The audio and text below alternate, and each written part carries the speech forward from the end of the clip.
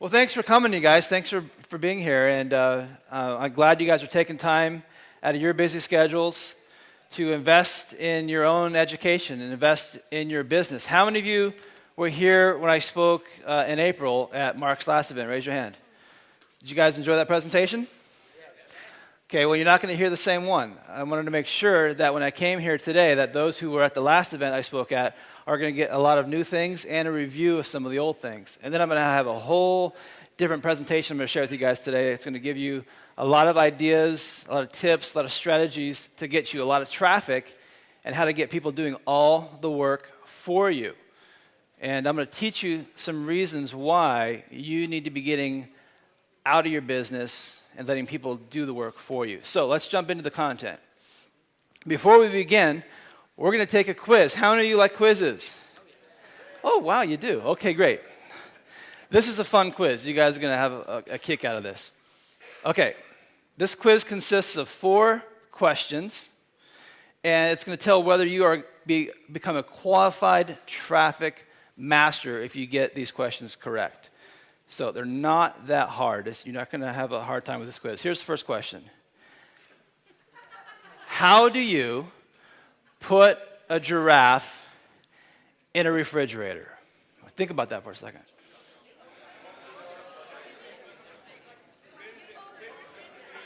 Did someone do this before I came already today? What'd you say? You open the door of the refrigerator and put the giraffe into it. Yeah, you open the refrigerator and you put the giraffe in, then you close the door. It's very simple, very easy. Now, this question tests whether you tend to do simple things in an overly complicated way. The next question is a little bit harder. How do you put an elephant into a refrigerator? Yeah, I heard you. What'd you say? Open the door and take the giraffe out. Put the elephant in and close the door. Okay, he's got it. He said, open the door, take the giraffe out, then put the elephant in, and then close the door. Some of you know this. You've heard this before, and that's okay. There's a third question. Here's the third one.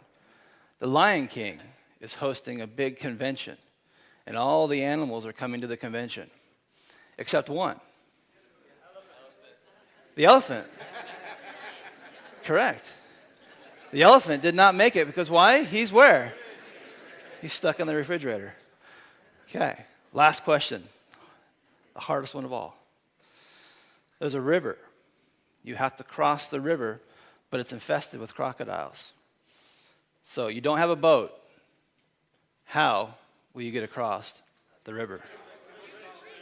What's that? Someone said bridge? What's that?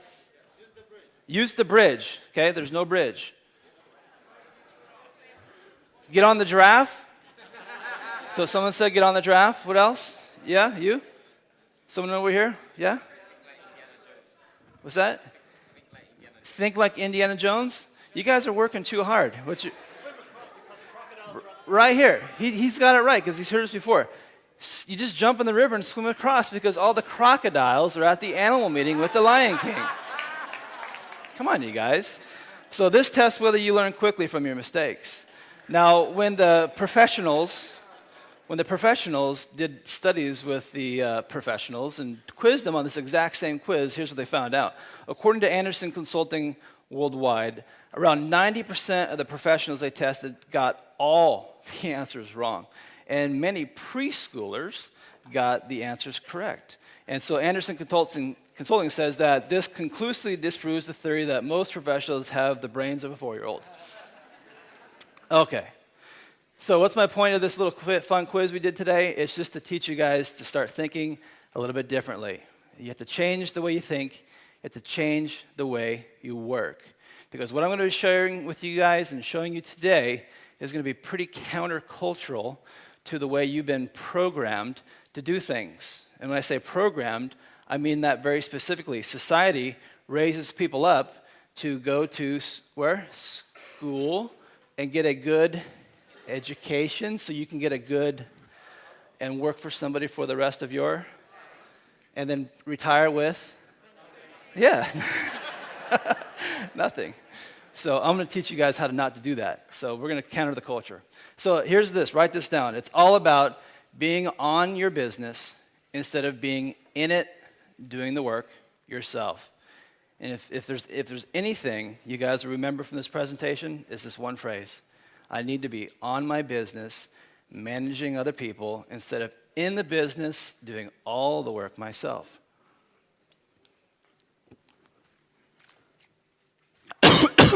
Excuse me. So, there's a lot of do-it-yourselfers here. I'm going to choke for a second. 1 second. You know, I just literally flew in this afternoon. My plane got delayed 4 hours, and there's a mechanical problem. So the plane pulls out into the tarmac to take us from Chicago.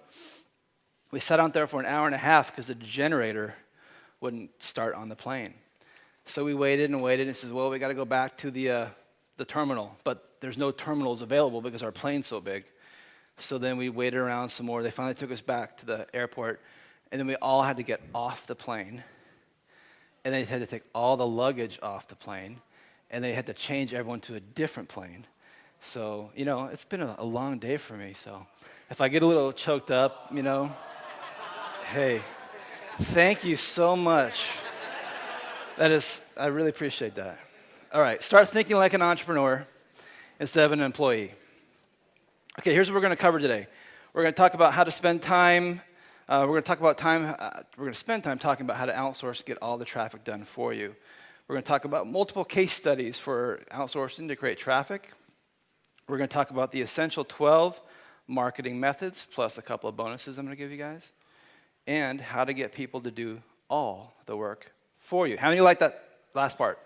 Yes. Okay, good. Yeah. Who's Jeff Mills? So, I became a marketer at a very young age of 7 years old, sitting 75 feet up in the air in front of my house in a tree with my little mastermind group. The very first mastermind group I was ever part of was when I was 7 years old. And all my little friends in my neighborhood would get together on our BMX bikes, and we'd go to my tree house, and we'd sit up there, and every week we'd all put $1 into a little pot. Well, with 4 of us together, how much money did we make? $4. Good, good. Then we'd get back on our BMX bikes, and we'd ride down to Mr. Toy. And at Mr. Toy, it was the resident candy store of the neighborhood. And as 7-year-olds, guess what? We bought as much candy as we could, and we hid it from our parents.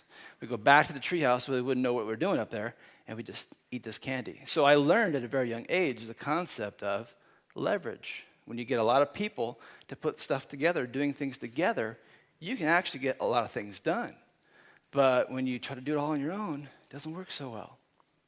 So I also started selling candy at school. In junior high, I went into the cinnamon toothpick business. Now, this is back in probably like the 80s and the 80s. So, and I put the wood in there, and I would, put them in baggies. Other kids at school were selling other things in baggies, but I was selling cinnamon toothpicks in baggies. And what happened is, it was a craze. That it just literally took off. I sold like $1 a bag for 10 toothpicks in there. And then the guys would start chewing these toothpicks and spitting them out all over the floor. And then the janitors got mad because every classroom had cinnamon toothpick residue all over the carpet. So we all got called into the office one day by the principal who says, "You're shut down. No more selling toothpicks here at the school." So, that's my first time getting shut down by the man. So I grew up in Southern California in a town called Huntington Beach. It's right on the beach. It's in Orange County, and I lived a great lifestyle because I just basically surfed all the time, sometimes 2-3 times a day.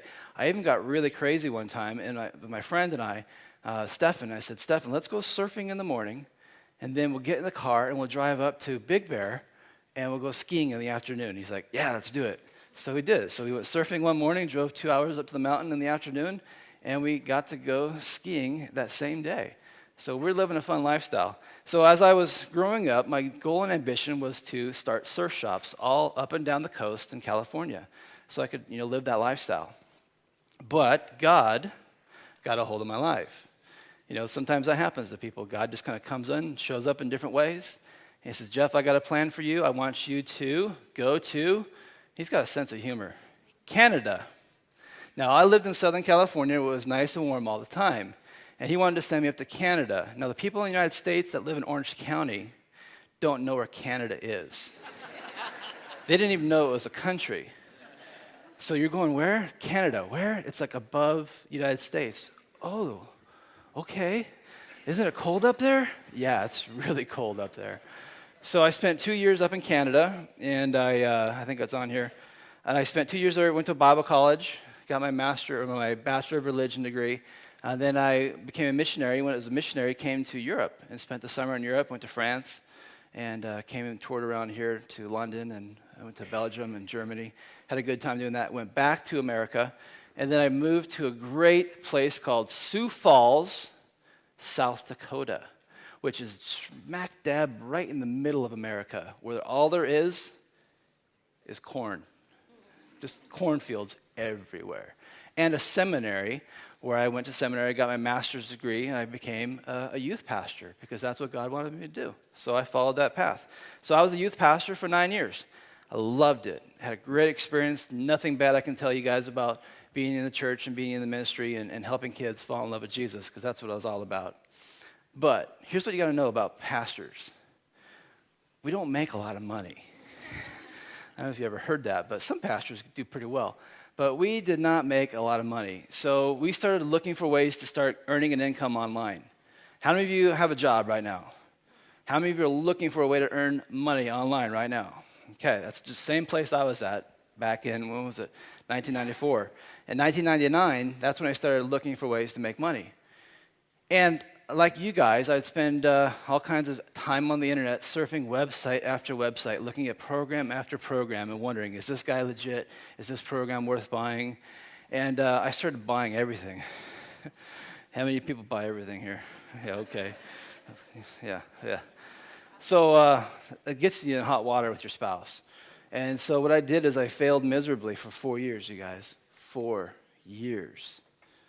Now, I want you to hear that, because a lot of people get up here and they give these success stories that are, I got on the internet yesterday and today I made $1 million. Some people can actually do that, but I'm the slow and steady wins the race kind of guy, and it took me 4 years to do it with a lot of blood, sweat, and tears and pain.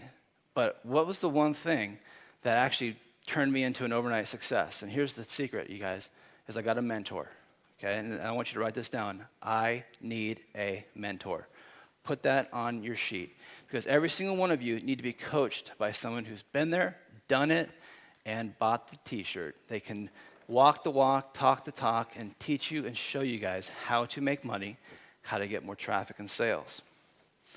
I'm not a guru. I don't come up here and try to claim I'm a guru, I'm a superstar, but just me, myself, and I, with my little home-based business in the last few years, we've been able to do over $2.2 million. Not bad for a former youth pastor, right? Not bad for a former... Okay. What I like to tell people is that I'm just one beggar talking to a bunch of other beggars, sharing you guys where to get the best bread from. Hopefully I won't choke this time. That went down easy.